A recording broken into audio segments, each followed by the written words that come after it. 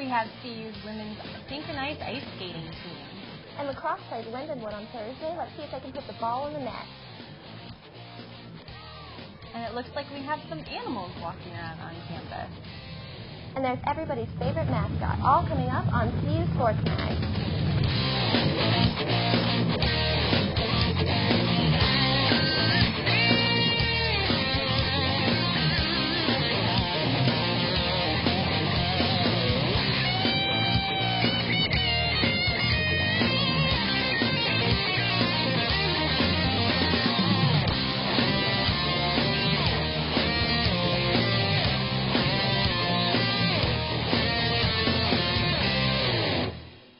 And welcome to CU Sports Mag. I'm Caitlin McPherson, sitting alongside Jenna Browder.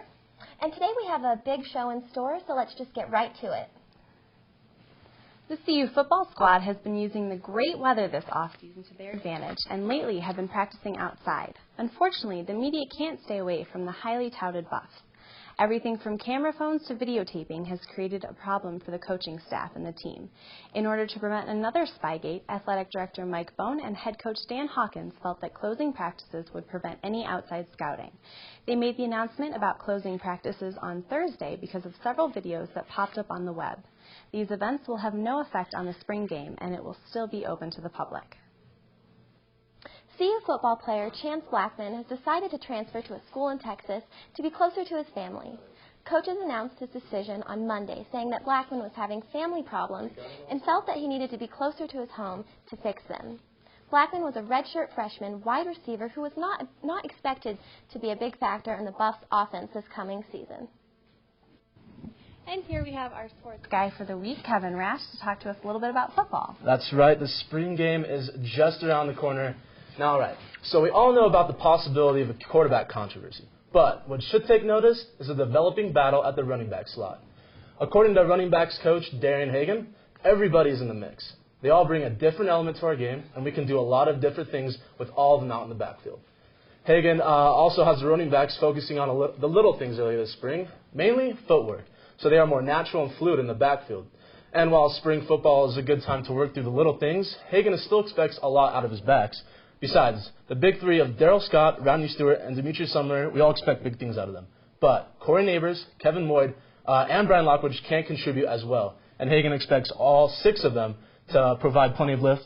And, so game planning should be a lot more interesting coming this fall. So which running backs specifically should we pay closer attention to? Well, that's a good question. I'm going to have to go with the big three again. Daryl Scott, Rodney Stewart, and Sumner.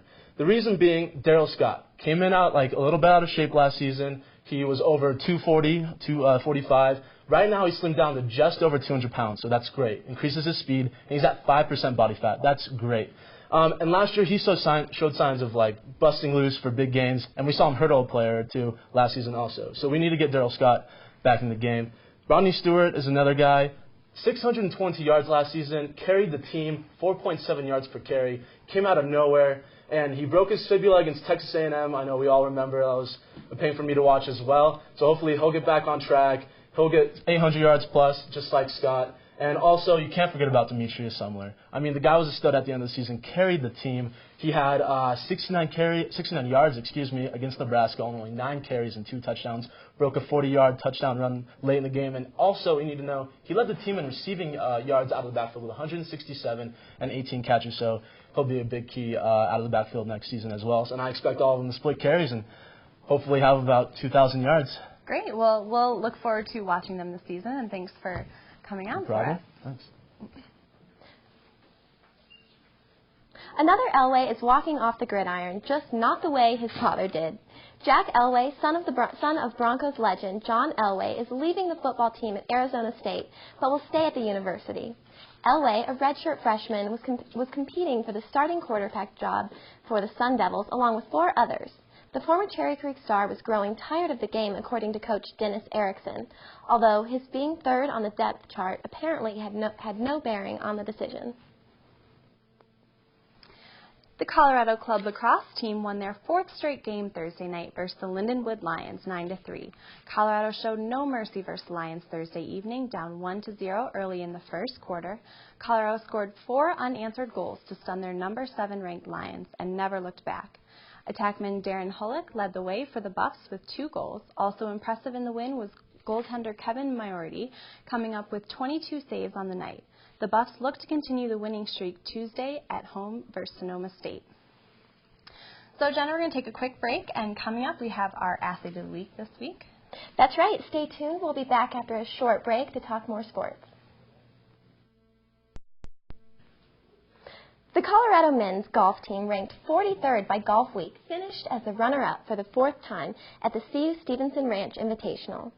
Even though the men's golf team couldn't keep their one-stroke lead after 2 rounds, senior Patrick Grady reached the top of the podium, claiming medalist honors. The 78th ranked Nevada Wolfpack closed with a 1 over 289 to finish with a 869 team score and edged the Buffs, who finished with an 878 team score. But it was Grady who stole the show, posting a 1 under 71 final round, and after rounds of 69 and 68 to open the tournament. Grady finished with an 8 under 208 and on the 7,142 par 72 Stevenson golf course. Despite a broken driver and bad weather, Pat Grady was still able to bring home a win for the CU Stevenson Ranch Invitational Tournament this week. His 71 under par was more than enough to name him as CU Sports Mag Athlete of the Week.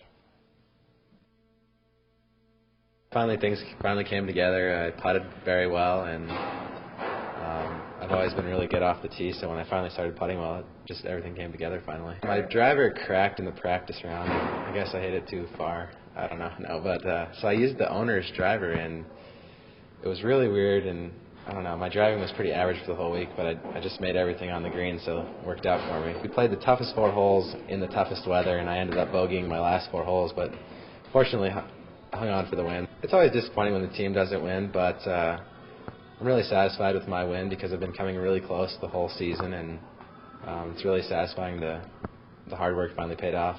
I'm Pat Grady, CU Sports Mag's Athlete of the Week. Cool. The women's golf team played in prestigious Ping Arizona State Invitational this weekend, where they managed to improve their team ranking to number 15. At the tournament were 17 teams, 7 of which were ranked within the top 15, making it one of the strongest collegiate fields of the year. The Buffs shot their first round on Sunday with a score of 307, but it was Oklahoma State that walked away with the title. CU junior Dominique Petalewski led the Buffs, finishing with a score of 231. Close behind was freshman teammate Emily Talley, who shot 232. The ladies look strong as they head into the Big 12 Conference Championship that takes place at the end of the month in Lubbock, Texas. University of Colorado's Megan Sir may be taking her volleyball skills to Canada. The redshirt freshman has been invited to try out for the Canadian Senior Women's Volleyball National Team this May. As a former member of the Canadian Junior National Team last summer, Sir is looking forward to the opportunity of being one of the youngest women to try out for the national team at the age of 18. Sir is excited about the opportunity, especially because of the spring training she is currently going through with the CU team. Best of luck to Sir during her tryouts. Coming to a new college is stressful enough, but several athletes at CU are mixing a new school with a new country. Swedish skier Carolina Nord and Norwegian skier Jesper Ostensen talked about the adjustment for foreign student athletes. I wanted to try something else and to combine skiing with education over here. It's been great, and it's not much more I can ask for over here. I want to take advantage of the opportunity to ski and study at the same time, because you can't do that in Sweden. It was hard in the beginning because I didn't know anyone, and but I mean everyone was so nice and kind to me, so it didn't take long before I had friends and felt like home. The culture is different, and especially the language. You sit in the first classes and you don't say a word. You also ask person go out because you don't know what the teacher said, and you have to talk to the teacher after class and what did you just say? But everyone is really helpful, and they know you're a foreigner, and they really help you. The first weeks I had a hard time. When I went to the grocery store, I couldn't find any food that I recognized. So that was one of the hardest things. But otherwise, I think it's just they speak different languages. Skiing up there, it's a lot different from where I'm from, and it's really nice to go up there whenever you want. And it's good, always good conditions. And it's so big, and you see it on TV, and now I'm here. It's amazing to live that close to the mountains, and the weather. It's summer all the time. Like you can go in shorts and t-shirts like during the day, and then go up skiing in the morning. So it's perfect. I love it. This Saturday, the CU women's soccer team will be hosting Wyoming, Air Force, and the University of Denver in a mid-spring scrimmage. After losing 6 seniors but returning 18 letter winners, the Buffs will be looking to build upon last year's successful season after making it all the way to the Big 12 championship game. The scrimmage will take place at the Buffs' very own Printup Field and kicks off at 9 o'clock in the morning. The track and field team will host their second meet of the season at Potts Field on Saturday, April 11th. Teams all across the Front Range will be participating in the meet and put their best contestants on the track. The Invitational will begin with the women's hammer throw and men's javelin at 10 a.m. And the last event of the day is at 6:30 p.m. with the men racing 4x400 meter relay. The women's tennis team battled hard against Texas A&M last Sunday, but they fell short against the Aggies, defeated 5-2. Abby Prover and Mikaela Johnson won 2 of the 6 singles matches for the Buffs. However, Texas A&M surpassed CU with 1 double and 4 single wins. The team has lost their past 2 matches on the road, dropping their Big 12 record to 5 wins and 12 losses for the season. The women will continue their Big 12 action on the road as they travel to Missouri on Saturday. All right, we're going to take a short break, but after the break, we'll be back with the Man on the Street and our trivia question for the week, so stay with us. This week for our Man on the Street, Ron Knabenbauer caught up with students on campus to get their thoughts on spring sports. I'm Ron Knabenbauer for CU Sports Mag, and I'm here on campus asking what students' favorite spring sport is, and if they can sing, "Take Me Out to the Ball Game." I like baseball, just getting into it. My roommate kind of never lets it off the TV, so I'm getting into it a bit more, understanding what actually goes on. But I've been to a few Rockies games and love the atmosphere. I do like baseball a lot. Hockey playoffs are also this time of year, which is probably my favorite over baseball, but since those are going to be done in like May, then follow baseball after that. Favorite spring sport? I'll have to go with baseball. I was born just outside of Boston in Quincy and grew up a Red Sox fan, so it's kind of contagious there. Grew up with them. It's kind of generational back there. You got to root for the Red Sox no matter what. Take me out to the ball game. Take me out to the what? Crowd. Da da da da da. Buy me some peanuts and Cracker Jacks. I'm embarrassed a little bit. There's so many people. I don't care if I ever get back. Just love the game. It's in my blood. My dad played baseball. My brother plays baseball. You gotta love it. Oh, it's root for the White Sox. 'Cause it's root for the home team. If they don't win, we don't care. Team, if they don't win, it's a shame. 'Cause it's 1, 2, 3 6 here after the game. Those students love a wide range of spring sports. Seems like most love America's pastime. For CU Sports Mag, I'm Ron Knabenbauer. All right, and we have Katie and Lauren this week on this double team set. They're going to talk to us a little bit about baseball, so let's send it over to the set. Hi, welcome to Double Team. I'm Lauren Mullenpass, sitting alongside Katie Blackwell today. Major League Baseball is in full swing, Katie, as they started all their opening games this season. So let's talk about the locals, the Rockies. Man, their offense was just on fire this series, wasn't it? It really was. Their first game, it was great. They ended up losing, but it was a great battle for sure. They ended up losing 8-9, and there were 8 home runs during this game, so it was not boring at all. It was really exciting to watch. First inning, Felipe Lopez of the Diamondbacks starts it off with a home run. And then in the second inning, Diamondbacks come and score again, so I was a little worried because this is the first game of the Rockies, thinking, maybe this may not be as good of a season as I was expecting. But then in the third inning, I guess something happened. The Rockies got mad or something because they ended up scoring 4. So that was good. But then, bottom of the third, Diamondbacks come back, they score 4. So it was just crazy. And then in the fourth, the Rockies scored 2 home runs. Troy Tulowitzki and Chris Iannetta both hit home runs. So that was awesome. But then in the bottom of the fourth, Diamondbacks come back again. They hit a home run. So it was crazy. And it just went on like this for the whole entire game. And then going into the seventh, the Rockies were only down by 1. It was 7-8. The Rockies hit a home run. They tie it up. I thought they may win it, but then bottom of the seventh, the Diamondbacks, they hit another home run. The Rockies ended up losing 8-9. I mean, it was a tough loss, but at the same time, they did put up a great battle during that game. They really did, and it was so exciting. Just all the home runs, the first game of the season. I mean, it was great to watch. It seems something happened overnight into Tuesday because they came back Tuesday and they beat the Diamondbacks 3-0. So that was awesome. And Ubaldo Jimenez started off the game. He pitched 7 amazing innings. He only had 4 hits against him, 4 walks, and 8 strikeouts. So, I mean, that was a great season starter for him. Troy Tulowitzki started it off in the 5th inning for the offense of the Rockies, and he had his 2nd home run in 2 days. So good for him. It was right out of left field, pumped the Rockies up. They were ready to win. That was followed by 2 scores from Clint Barmas coming in off of an Ian Stewart hit, and then Ian Stewart running it in off of a Todd Helton single. So 3-0, top of the 8th. Arizona never got a chance to score. Their only real opportunity was in the 2nd inning when they had the bases loaded. Rockies were kind of scared. I mean, I was kind of scared. I thought they were going to get a grand slam, but Rockies ended that with a double play to end the inning and to end the game. Yeah, it was a great game, but not even as good as the 3rd game of the series. So when we get back from the break, we'll be talking a little bit about that.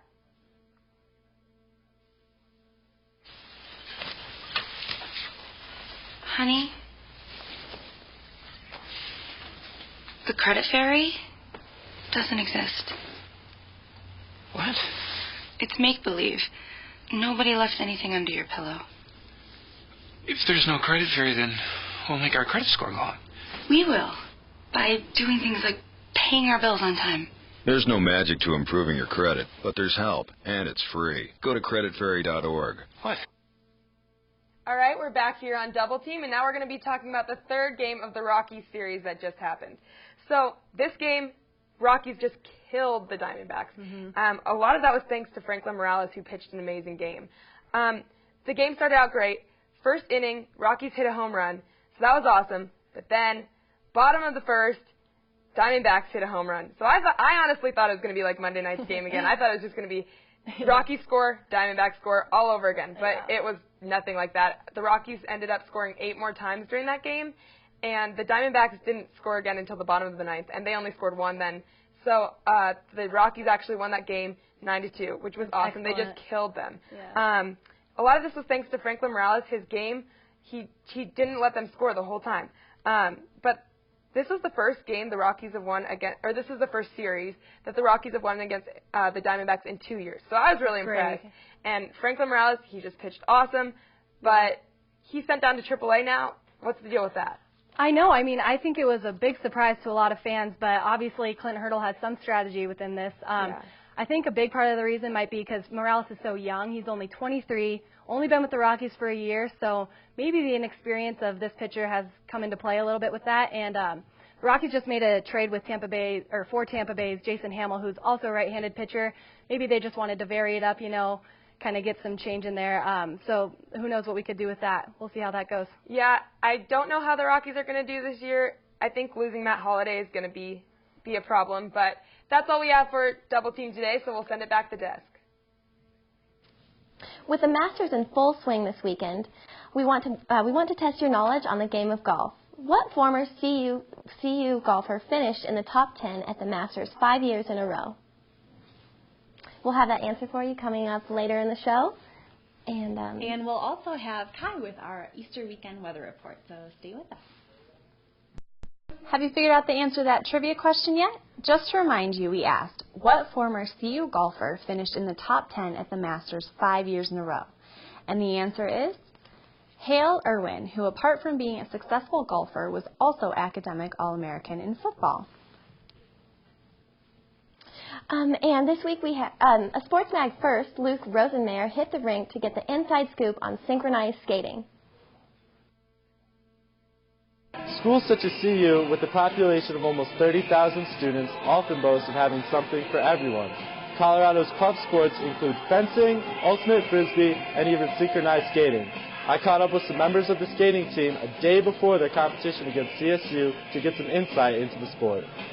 Synchronized skating is usually a group of 8 to 20 girls on the ice at once, and they make elements, connect to each other, do circles, Pretty blocks. much, it's synchronized swimming, but on ice. We love it. We love it. It's the sport. Well, It's it's so much easier when you come and there's a group of us that are together. All of us show up and we're all in the same boat. We're all tired. None of us really want to be here, but we get here. Most of us have skated singles. Like, synchro skating is such a different ballgame. I've only been skating synchro since I came to school here and started on this team. A lot of us have good individual skills, and we've had to learn how to put that together. We require that you have figure skating experience. We need skaters. Like, most of our girls had never done synchro before they were on this team. Skates can run anywhere from like $800 way on up. Like, for the most part, everyone on this team has spent like about $1,000 on their skate. Yeah, it's a ridiculously expensive sport. Insane. After polishing their routine in practice, it was time for the girls to hit the ice in competition against CSU. CU came out first and executed their routine flawlessly. Colorado State was up next and was not so flawless. In the end, there was one clear winner, Colorado.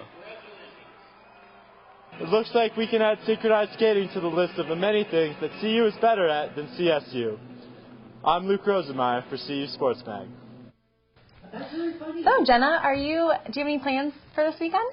Well, I would like to, spend some time in the mountains, maybe go outside, do something, but I guess we'll just have to see about the weather. Yeah, so let's send it over to Kai for the weather report. Thanks, guys. Welcome to another edition of CU Sports Mag's weather. Let's start off here by taking a look at the radar.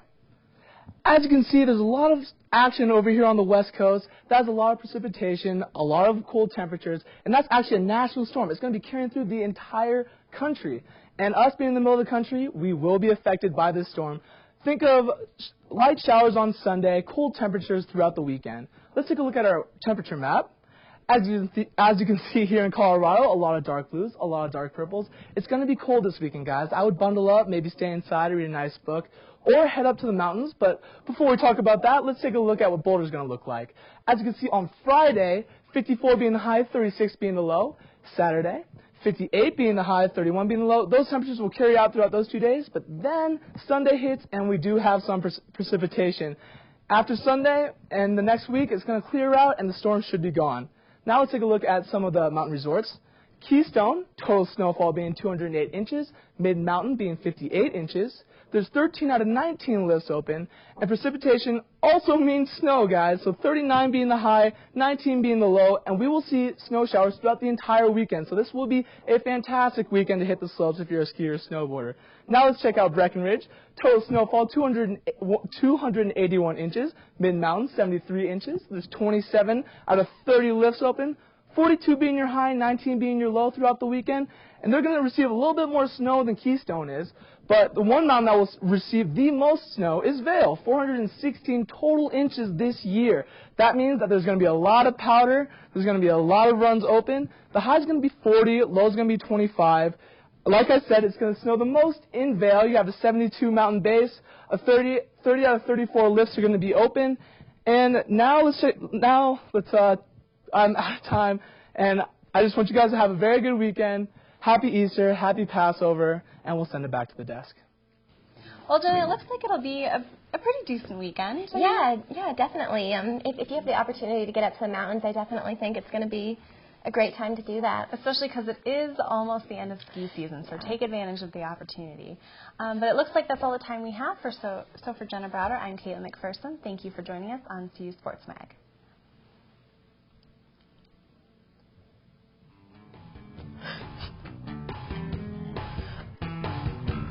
I feel so awkward smiling like